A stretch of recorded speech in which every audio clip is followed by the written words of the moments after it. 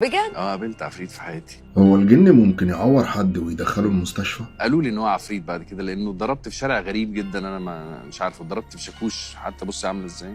أمير كرارة بيقول إن دخل شارع اسمه شارع الوحوش، والشارع ده معروف إن بتحصل فيه حاجات غريبة بسبب المشرحة اللي هي موجودة فيه، وممنوع نهائيا إنك تدخله بالليل. أمير دخل الشارع ده لوحده وهو كبير عشان يستعيد ذكريات طفولته فيه، لأنه وهو صغير كان بيدخل هو وأصحابه، كانوا يصرخوا ويتنططوا ويعملوا آخر إزعاج ويجروا، وتقريبا بسبب اللي كان بيحصل ده حصل معاه اللي هتسمعه دلوقتي. عايز اروح اشوف الشارع ده، وحشني بقاله كتير. اكيد بقى انا كبير خلاص، مش هخاف من شارع يعني، مش عبيط انا يعني. فجاه لقيت رجلي بتجري ورايا، انا مش عارف دي، فكل ما ابص ورايا ما بلاقيش حاجه ورايا. بسم الله الرحمن الرحيم. والله العظيم اشتتا اشتوت. اقسم لك بالله زي ما بحكي لك، كل ما بمشي اسمع صوت. اشعرتني يعني. لا ده انت لسه شفتي حاجه. آه. وابص ورايا مش لاقي الرجل تجري ورايا، مره في اتنين في تلاته، ونفس الصوت هو نفس الرجل يعني عماله بتقرب، صوت عمال بيقرب مني. وبعدين بص، ومعيش حاجه يعني حد يسرقها، ولا ماسك موبايل، ولا فيش، كانش لسه ما في متهيألي موبايلات حتى. فماشي، فقلت المره دي لا انا مش هبص بقى اعمل فيها صايع. رحت بصيت في الازاز بتاع العربيه اللي كانت راكنه كده على جنب عشان اشوف لو في حاجه ورايا، فبعمل كده لقيت حاجه بتعمل كده. أوه.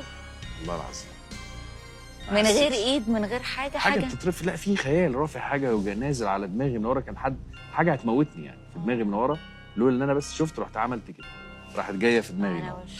نزلت على الارض طبعا بعمل كده، صباعي دخل جوه دماغي بقى طبعا، وجاب لي شرخ في الجمجمه وشبه شلل نصفي، الضربه كانت جامده قوي. أمير بيقول إنه لما اتعور جري على المستشفى ودخلها من باب المشرحة اللي في الشارع ده، وتاني يوم لما أخوه الكبير عرف القصة خده من إيديه ووداه الشارع ده عشان يعرف إيه اللي حصل بالظبط، ومن هنا كانت الصدمة. دخلت المستشفى على دخلت طول. المستشفى انا على طول، وخيطت دماغي وروحت وبعديها بفتره كبيره جدا اخويا الكبير رامي قال لي تعالى ننزل نشوف الشارع ده مين، نشوف الدنيا، قال لي احنا من المنطقه اصلي فبنشوف مين يعني ايه اللي ممكن يكون حصل.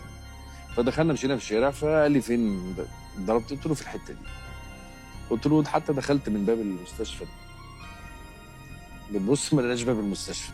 بتهرج. اقسم لك بالله. بسم الله الرحمن الرحيم. لقيت باب المستشفى اصلا عليه شجر قديم، عارفه لما يكون باب وقافلينه بجنزير مصدي عشان الناس اشتكوا السكان الباب ده اللي كانوا بيطلعوا منه ناس ميته، فالناس ابتدت تشتكي للناس اللي كانت بتطلع مع الميت بيقعدوا يصوتوا.